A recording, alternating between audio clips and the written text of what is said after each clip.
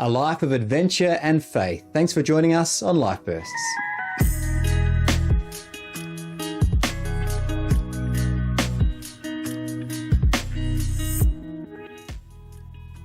This is Life Bursts with Matt today. Sarah couldn't be with us, but we do have a guest in our studio to share a burst of their life. And I'd love to welcome Greg. How are you? Yeah, good. Thank you, Matt. Thanks for having me on. Great opportunity to tell my story. Yeah. Now, Greg, take us back, as all our guests do. Where did life begin for you? Yeah, I kind of plan to roll chronologically through the whole deal, but obviously not giving every detail. But life began for me growing up in Greenacres, which is northeast suburbs of Adelaide. I think there's a photo there of my family, my mum and my dad, Kevin and Lillian, and my brother Tony, so only one sibling. Right. Dad passed away in 2002, and mum's actually about to pass away, which is, she's not doing that well, but she's 89 now, and so we're at a difficult spot at the moment. Yeah, That's part of the journey. Yeah, okay. But I think there's another photo of my actual family, my family. Your current family? So my wife Karen and my three kids, Ruby, Isaac, and Bree. And so for me, life began in Greenacres, and back then it was out the other side of us was all paddocks. Now it's all high density housing. Yeah. Things have changed quite a lot. In fact, my old high school, all that remains is one tree that kids used to sneak out and have a smoke under, but not me. I never smoked. But I guess I wanted to start with going back to primary school, where there were two teachers that had an impact on me. And one was my grade 2 teacher. Her name was Mrs. Doxey, and I would often run into her on the bus through my teenage years, and she would always ask how I was doing. She was just a really wonderful, warm lady who instilled in me confidence and told me I could sing, and since that day I don't think I've ever stopped singing. Okay. Ask my family, it's something I do all the time. I don't, I'm not a professional singer by any means, but more... Take it away. More the shower kind of singer. Right. I won't embarrass myself on TV, but she was, so she had a really good positive impact on me. And then I think it was a year or two later, and I won't name this teacher, but I had one that had the opposite effect on me. Okay. And she would pretty much build into me with something most days. Beach bat, yard ruler, cane, the whole deal, because I was a very talkative child. Not much has changed. But that was a year that was pretty traumatic for me. It was a year I started bedwetting, but I also didn't tell my parents about it because I thought that I was a naughty child to be treated such. But that year passed, and that's been something for me that's been a bit of a journey where I've had to actually walk through forgiving that person, and so I have done, and I no longer hold a grudge there, and I'm free of the pain that the memories would bring up for that. So, wow. So the impact of a teacher in a positive sense, but also of someone who had such a negative impact on you that although you've dealt with that now, you carry that with you for a... Yeah, and I think both of those influenced the way I taught when I became a teacher, which we'll talk about a little bit down the track. Yeah, okay. Yeah. So your childhood years, growing up in what was then kind of country, but you had your siblings around you. What kind of things did you get up to for fun as a youngster? Well, my brother and I were always best of friends, but we had a funny story. I hung out with chiefly three other guys my age who we were just sport nuts, just sport all the time, and so we were super fit. But in the evenings we would get a little bit adventurous, and one of our favourite pastimes was to go roof rocking. So if you had a corrugated iron roof, you were a target. And one night in particular we were out doing this, and we're on the run from having rocked one roof and someone was chasing us. And on the run, one of my friends had a throw at a house, and you couldn't hit the window if you tried, but he did. And it was all little panelled windows. And what it did was left a little hole, and the people who lived there thought they were being shot at. So they rang the police, and before we got to the end of the street, police cars came from every direction. And we were there with our pockets bulging with rocks, so there was no denying it. But it turns out it was Premier Tonkin's mother-in-law's house that we actually hit at the time. So they thought there was a bit of a political assassination going on. So yeah, but that was it was a formative experience for me too, because we had to go before a panel and get the rap on the knuckles. We had a record until we were 18. Okay. I think it was 16 actually, but it's gone now. I've checked. And we had to go and meet the people whose house, the victims, which was incredibly humbling because they were so unbearably nice. But my brother took me around there and I said, "You're coming in?" He said, "No way." He said, "You've earned this one. It's all yours." So I went in and they gave me cake and a drink and just sat and talked about life, and they were just really nice, and I was shamed into change. Right. So that was the last time I ever went roof rocking. Okay. So not just because you got caught that you changed, but because of the impact of... Correct. Yeah. So kids, don't try this at home. That's our advice. We're glad you came through that one. How was you as a student through your schooling years? You had those teachers, but look, academically, I was a very poor student, only because I was so... all I was interested in was being social and playing sport. And so, school-wise, I struggled. I was never a good student right through high school as well. I ended up repeating year 11 in high school and then pretty much getting kicked out in year 12 because they could see that I was doing pretty much nothing but drawing a comic strip most of the time. It was an interesting turnaround to later on become a teacher, and go to university. But yeah, we'll talk about that a bit. Yeah. Yeah. Okay. Well, any other memories from those early years of your life? Yeah. Well, I think every area of my life that I talk about all centres around me coming to faith at the age of 22, which we'll also delve into in a bit more detail. But I think as a follower of Christ, seeds were planted very early, and in some of the most unlikely characters as well. We had a couple of Christians living across the road, and they had 3 girls, and so I got to see that they were different to what I was used to. I grew up around football clubs, and the life that they lived was very different to the life that my dad would live and introduce me to at the football club. But I also had a kind of a negative experience. I had one Christian who lived over the back fence and invited me to church as probably about a 5 or 6 year old. And I went along, and when I got to church, they brought me out the front and said, "We've got someone new here today," and it was all well-meaning, but I was thinking the whole time, I am never coming back here. Yeah, right. And I didn't. I did go to Sunday school for a couple of years until one year I saw myself to Sunday school, and I went in the wrong place and ended up in the main congregation and was all at sea, and that was the end of that for me as well. So okay. Yeah. Right. So some formative experiences in your early years. Yeah. Well, thanks for sharing. We've got much more of Greg's story to share with you, so stay tuned. This is Life Bursts. This is Life Burst with Matt today, as Sarah couldn't be with us, but our guest today is Greg, sharing a little bit of your early life and some adventures in primary school. As you moved out of school, where did life take you from there, Greg?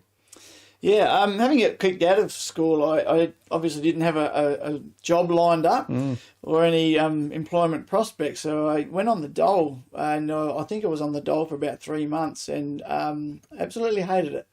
It was not enough money to do anything with, but a whole lot of time to kill. And I didn't really enjoy it, and I eventually landed a job in a sheet metal factory for. My role was to clean off people's welds and then paint the whole thing in thinners.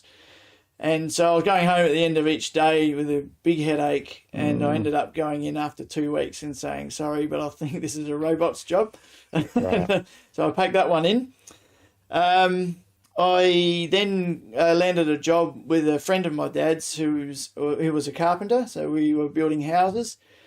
And we spent a lot of time away from Adelaide, which I wasn't probably mentally prepared to do at that stage of my life. And we spent a fair bit of time down at Mount Gambier, building down there and those areas. And I worked for him for probably about 9 months or so. Unfortunately, though, he wasn't paying me properly, and I lost my satisfaction with the job. The actual work I really enjoyed. It's something I could go back to. But yeah, it was unsatisfying in terms of I wasn't getting paid properly, and so we had a little bit of a falling out, and I packed that one in as well. Wow. So it wasn't too long after that, though, that there were jobs advertised for Australia Post in the Adelaide Mail Centre. And so I found out what kind of test they put to you. So I went and did a TAFE course, a WEA course, on, as they used to be, and on what to expect in that test. And so I did that, went and did the test and nailed it. And for someone who was non-academic, that was a big deal. Mm-hmm. And landed a job as a mail officer in the Adelaide Mail Centre. And I ended up being there for 11 and a half years and absolutely loved it. It was fantastic. I made so many good friends, had a lot of fun, particularly when I moved most of my work from working upstairs sorting mail to downstairs, doing mostly manual labour and driving forklifts and so on, only because you got to work with the same team most of the time because you could swap roles throughout the building. And we just had a lot of fun playing practical jokes on each other and just enjoying. Can you share any of those practical jokes? Yeah, not sure. Okay, all right, fair enough. Some of them are probably a little bit unshareable. But no, lots of just, you just had to watch your back the whole time because people would just play jokes on you. Yeah. But it was a lot of fun and it was really enjoyable. And once I was working on the ground floor, taking sick leave was something I didn't want to do.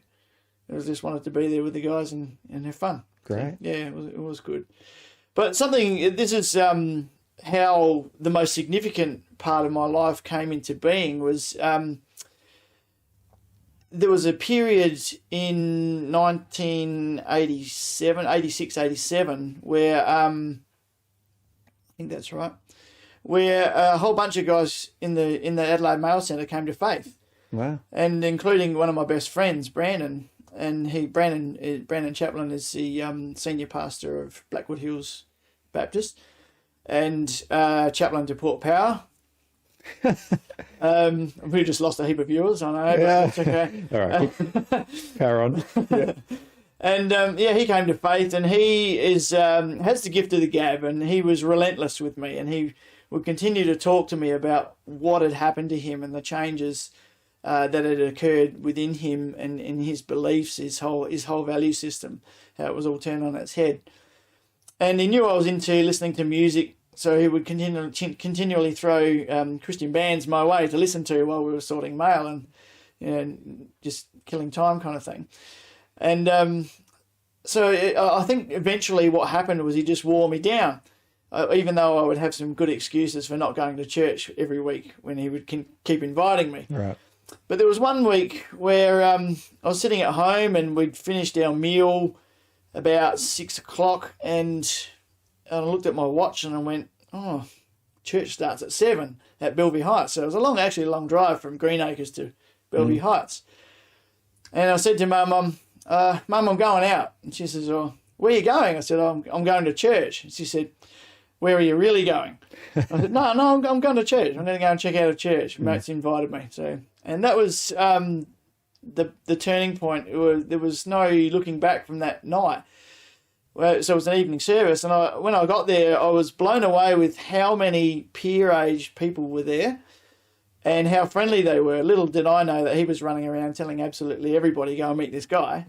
And so all these people were talking to me, and it wasn't, for me that evening wasn't bells and whistles. It wasn't like a bang, fall down flat before God, a touch of the Spirit, everything's changed instantly kind of thing for me. It was I think it was more a confirmation of a conviction. I think within me, if I look back through my whole childhood, I'd always believed in a God, except I never knew anything about him or why people would get up early on a Sunday morning and go and worship him. And what was all that about? And all of a sudden I was into this mix, and but probably I meant to predate that by a journey out of a drinking culture that I was into. Okay. And I got to a point where, with Brandon's and others witnessing to me, where I actually desired to be a Christian. I desired to have what they had, but I knew that I couldn't live the life I was living and that. And I don't have a problem today with Christians having a drink.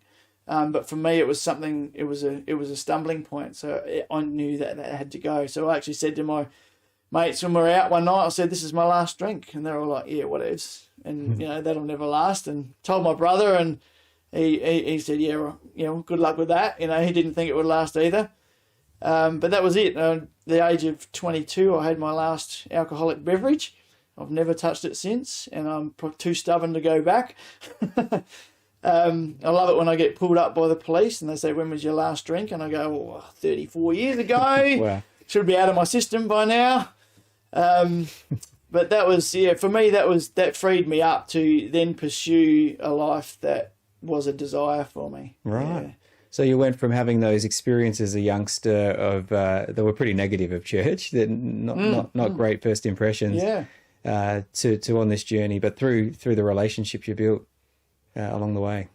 Yeah, and to have people explain what it means to be a follower of Jesus as well was real key in that, I think. Yeah. Did you have people who walked alongside you along that as well? You've mentioned Brendan.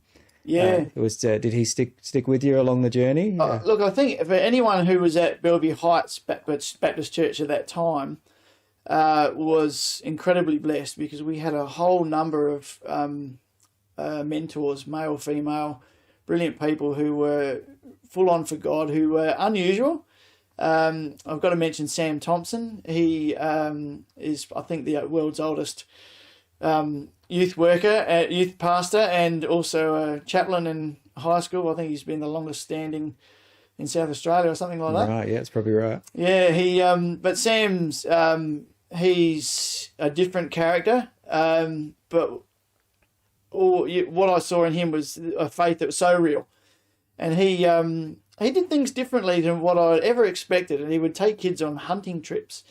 And, I never actually went on one of his hunting trips, or not the pig hunting trips, and other trips, camps we went on. We did some hunting and etc. But we call it Lord of the Flies Ministries, because all these gory photos of kids with pigs. But the amount of kids and teenagers that came to faith through those trips, and Sam's always had a big camp culture, where lots of camps, and that's where I got to know people and got to shoot questions back and forth about what is this thing I'm stepping into? What is this faith all about?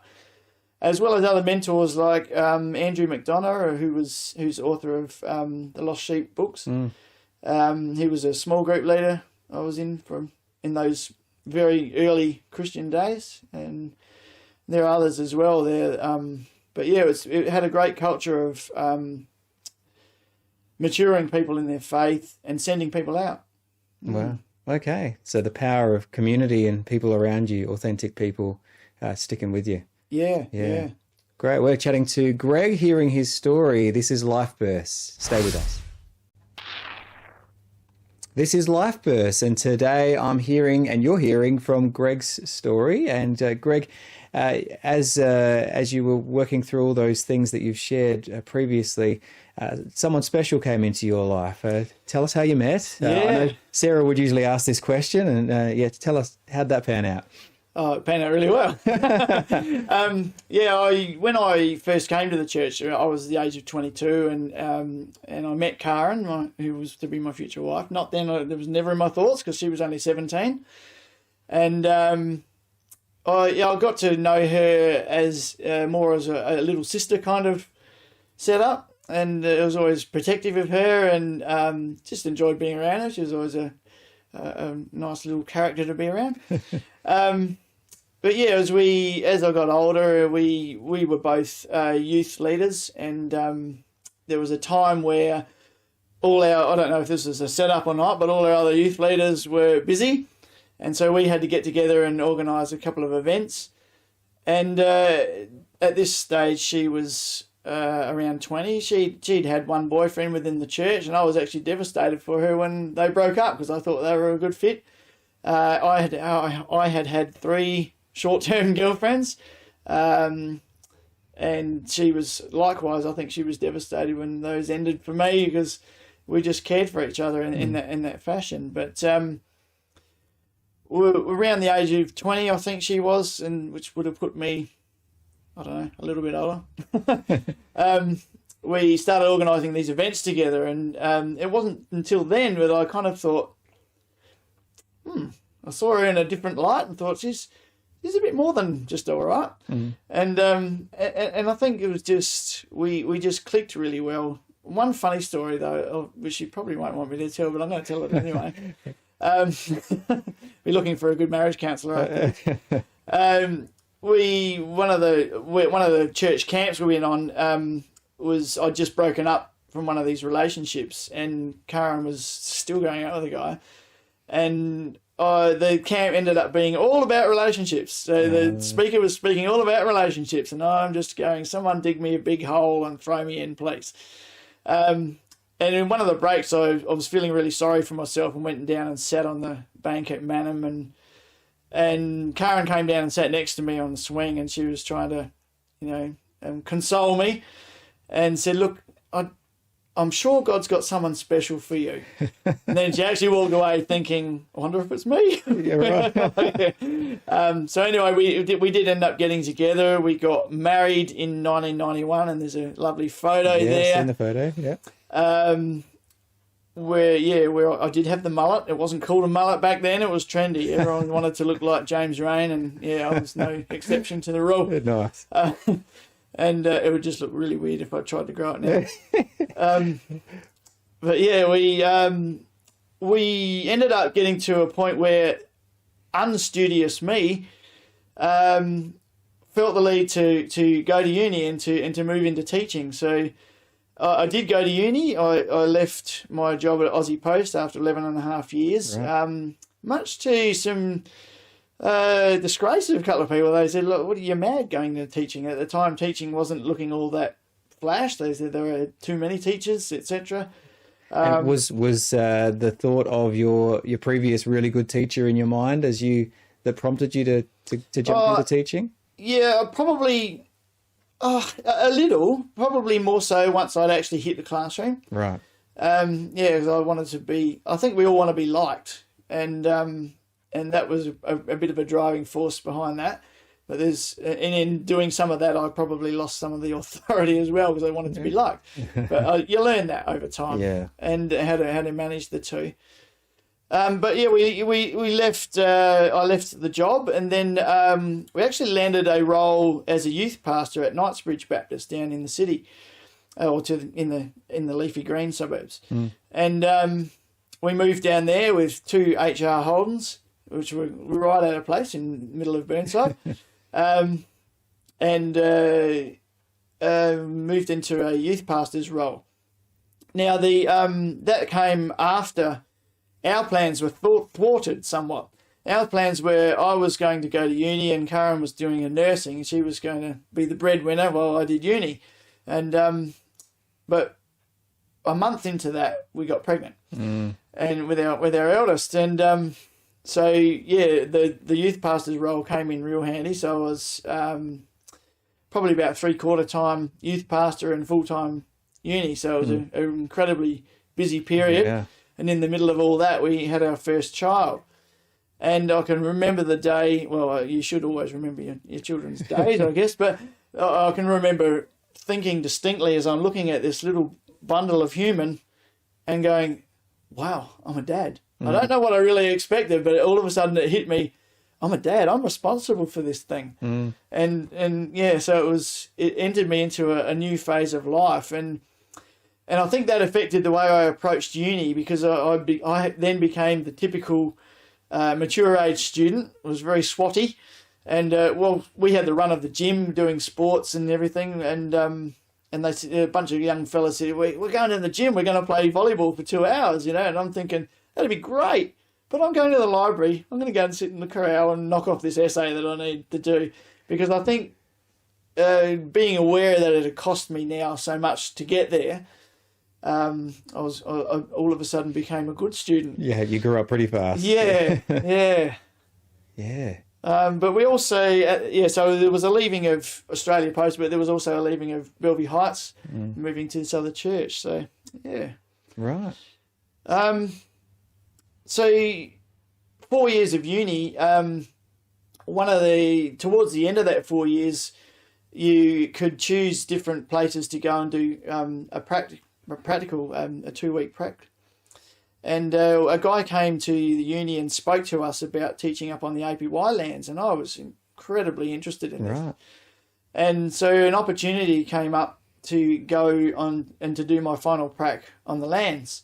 So for those who are not South Australian or not familiar, this is in the north of South Australia? Yeah, it runs, the APY lands, or Anangu Pitjantjatjara Yangatjara lands, run from right across from the other side of Marla, from east of Marla, right across to Western Australia and push up into the Northern Territory as well.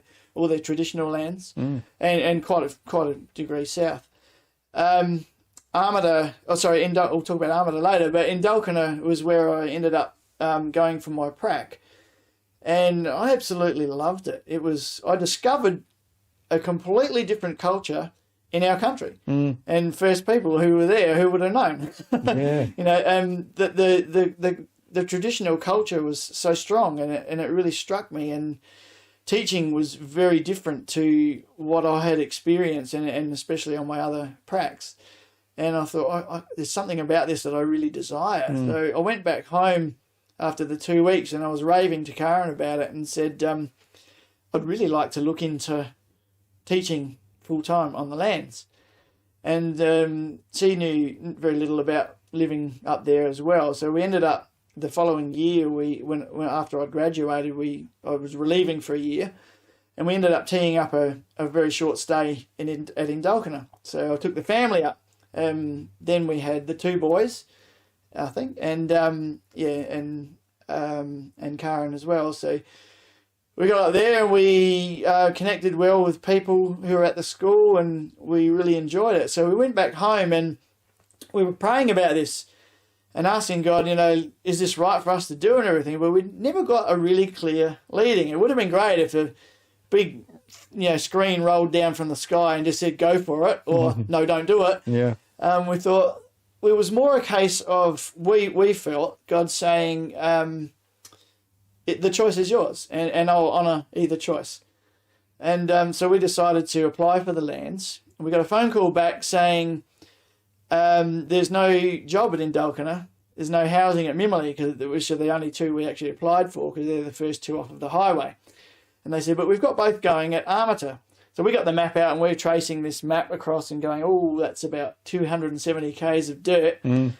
And we decided to go for it, and I'm so glad we did. And we had such a great time in Armata. It was a time, a very steep learning curve. Firstly, learning language, learning culture, and my boys for having to learn to live in that culture as well was a steep learning curve for them.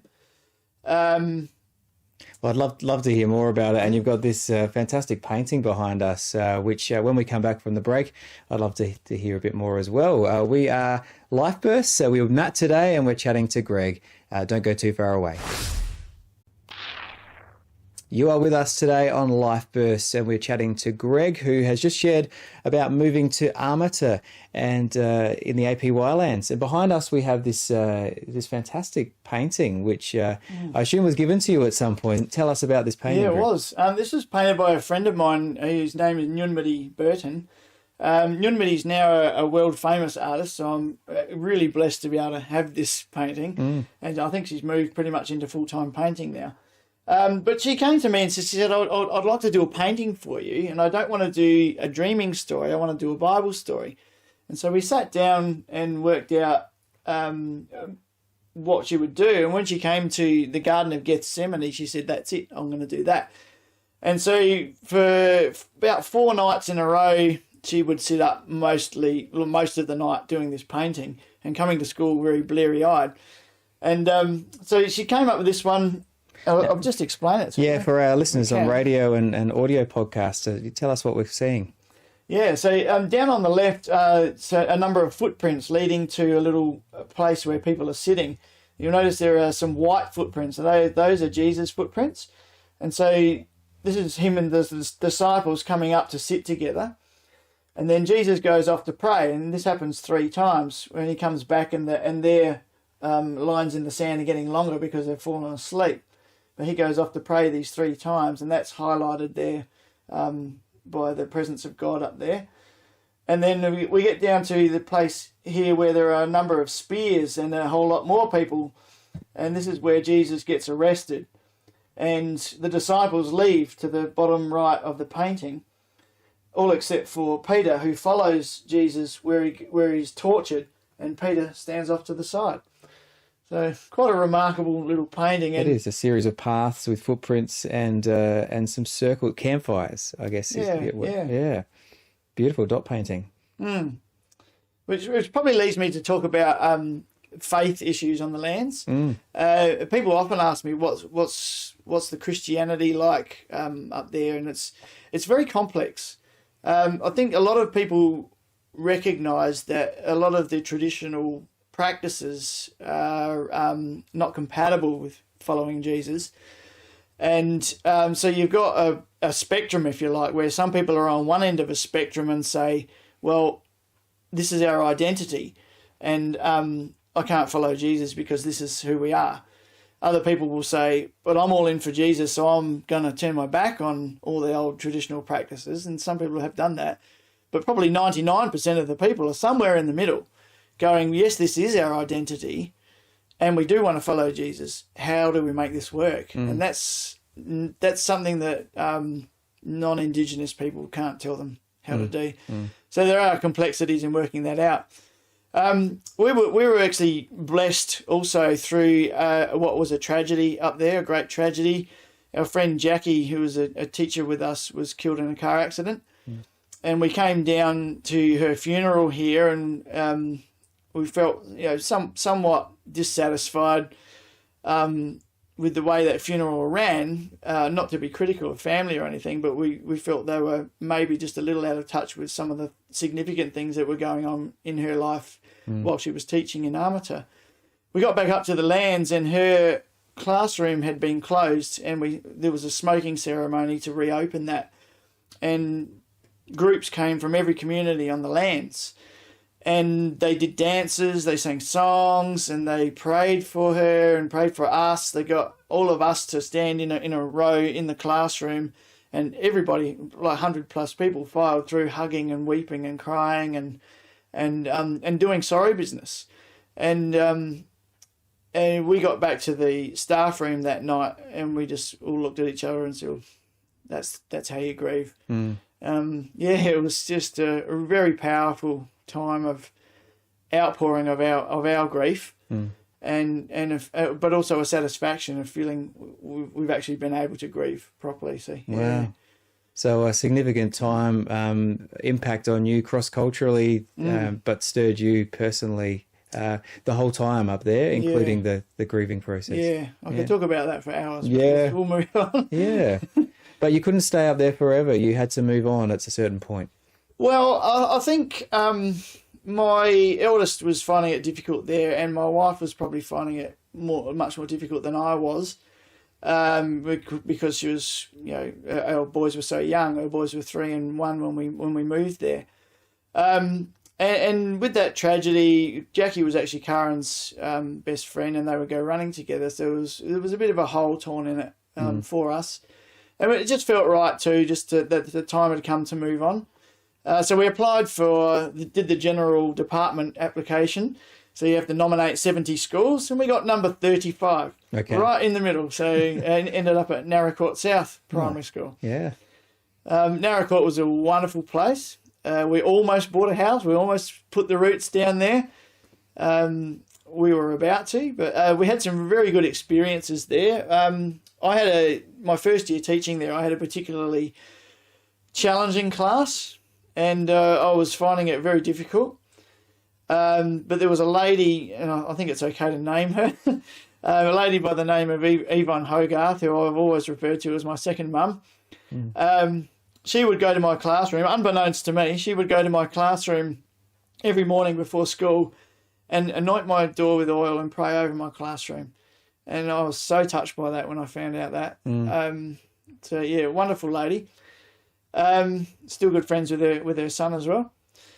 I ran a Bible study there. It was funny because we got involved in the Uniting Church there.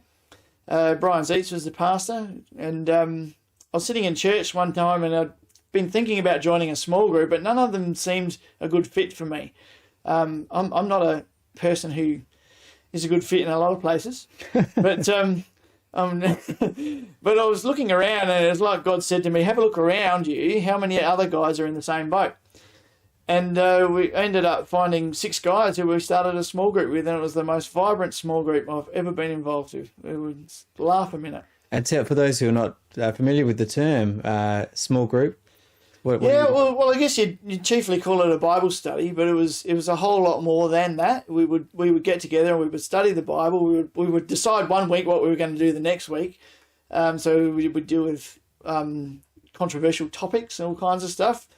But it became a bunch of guys who were doing life together. One of them had an accident that nearly cost him his foot. And that week we went down, we had our meeting in his hospital room, and it's just a bunch of guys who really looked out for each other.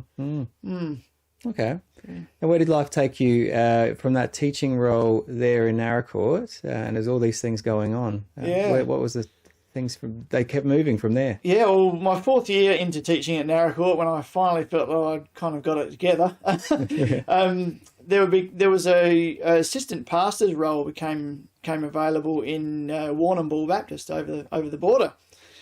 And a guy from our church applied for the job and didn't end up getting it. And I didn't really think anything of it at the time until my pastor, Brian Zeitz, said he was visiting Warrnambool as he had a daughter there.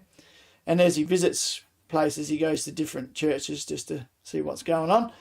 And he said he was sitting in the Baptist church, knowing they're looking for an associate pastor. And he said, all I could do was think of you. And he said, I don't know if it's a God thing or not, but it pricked my interest, and we decided to go and have a look. And we dropped over there at Easter time so we could kind of slip in with all the rest of the visitors incognito. And liked what we saw. So we applied for it and got the role. So for 4 years, I stepped into the role of associate pastor, with my chief roles were to run the evening services and to run the youth group, which had pretty much collapsed before I got there. So we got to start things afresh, which was great. And most of those youth were involved in the evening service. Right. And we just a few seconds before we have a break, but what were some of the things that impacted you in that role? Well, the 2 most significant things that impacted me in that role were actually kind of outside of my job description. Okay. Funny enough, was I was at the hospital one night with my son who'd injured himself, and there was a lady who was very distraught, and we went and spoke to her and said, "Are you okay?" And she turned out she was 8.5 months pregnant, and the baby inside of her died. Wow. And so I thought, what do I do? You know, and God help. And so I ended up giving her my card, and so if there's anything I can do to help you through the process, please don't hesitate to give me a call. And a couple of days later, I got a phone call from the funeral director who said, this lady has asked for you to do a funeral for the baby. Gee, wow. And we also walked through a lot of messiness around the family situation as well. And it was kind of like God saying, you stuck your hand up. How fair dinkum are you? And so, all right, go on, I'm in for the journey, let's go. And so I turned up at it was a graveside funeral with this tiny little white box.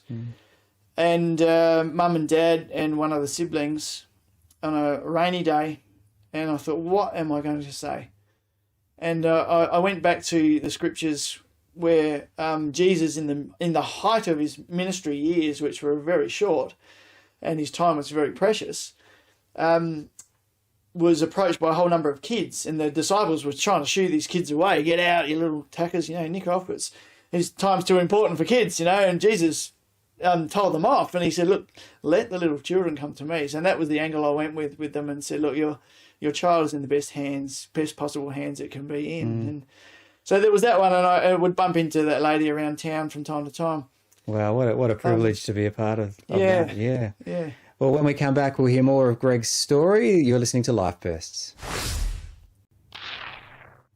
This is Life Bursts with Matt today, and with Greg, who's sharing his story.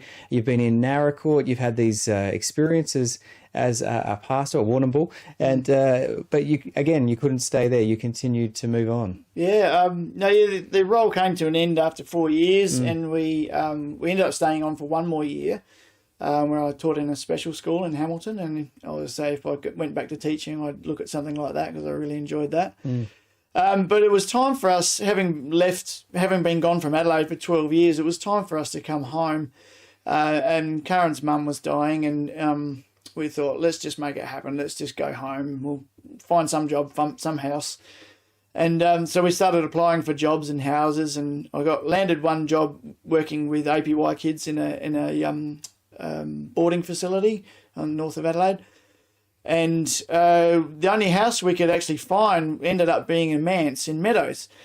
And we teed up the house and the job. The day after, there was a fire ripped through the Warrnambool phone exchange, and all our internet and phones went down for nearly 3 weeks. So we could only go for the one job and the one house. And it was kind of like God's sense of humour at work.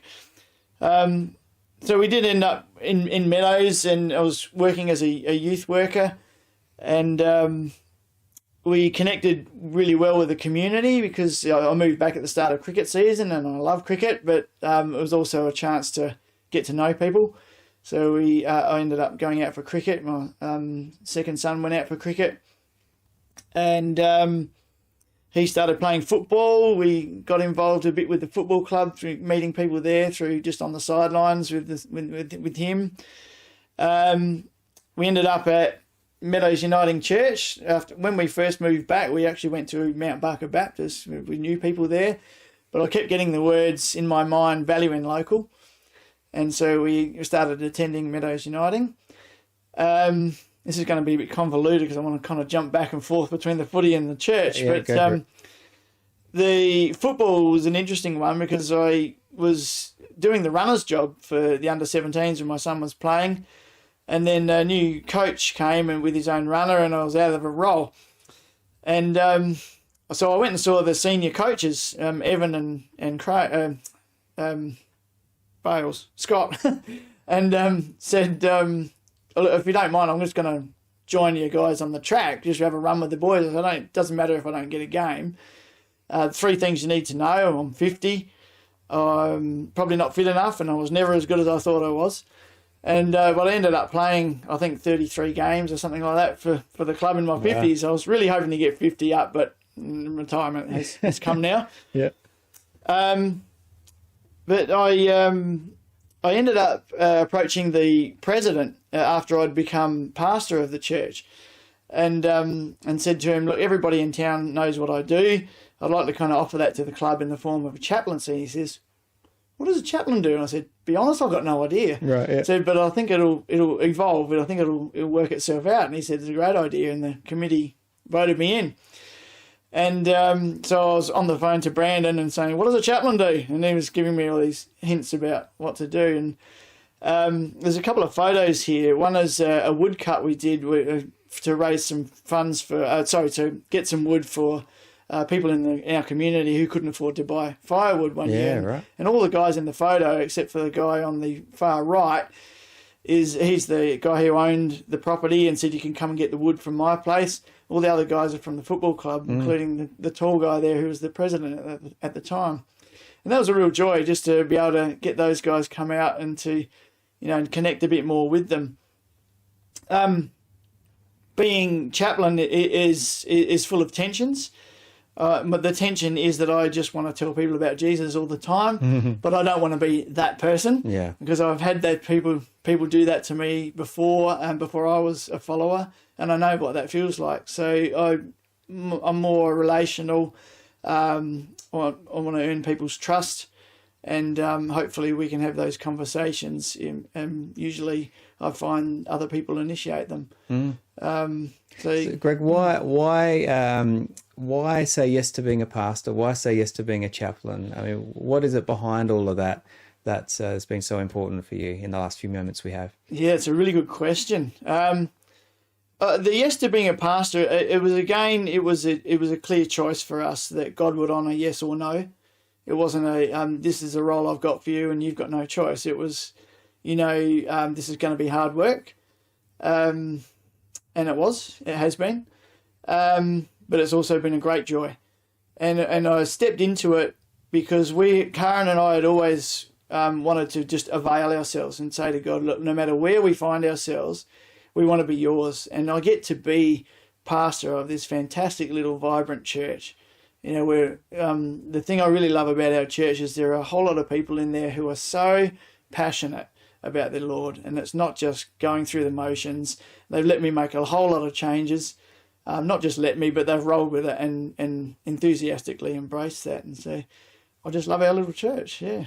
Yeah, fantastic. Well, you can see your love for the community, for the church, for people. It certainly comes through your story. If you had one piece of advice that you could give to whoever our viewers, listeners are, wherever they are today, what would that advice be? I can slip two in really quickly. Yeah, go for it. One would be people matter. Just very simple. People matter. The second one is find out who Jesus is. I think too many people will gather who Jesus is by what they see in his followers, which is, should be up to scratch, but we are fallible people. But when we read the four Gospels, Matthew, Mark, Luke and John, you'll find out who he really is. And Yeah, great advice. Well, thank you so much, Greg, for coming to share with us. And there's quite an adventure, the places you've been, for sharing with us a bit of your experience of another culture, your experience coming through all of those things. And I know that's been encouragement to me. And as you continue to encourage others, I know this story will encourage some people too. Thank you. This is Life Bursts. While Sarah's been away today, she will be back with us next episode as we continue to share and unfold local stories of people through their lives, ordinary people like you. So who will it be on next week? You'll have to wait and see. You can listen to Life Bursts on wherever you find your podcasts. You can listen on Hills Radio, Facebook, YouTube, and Community TV as well. So good day to you wherever you're listening or viewing from today. Don't go too far away. Life Bursts will be back next week. But thank you today so much for joining us.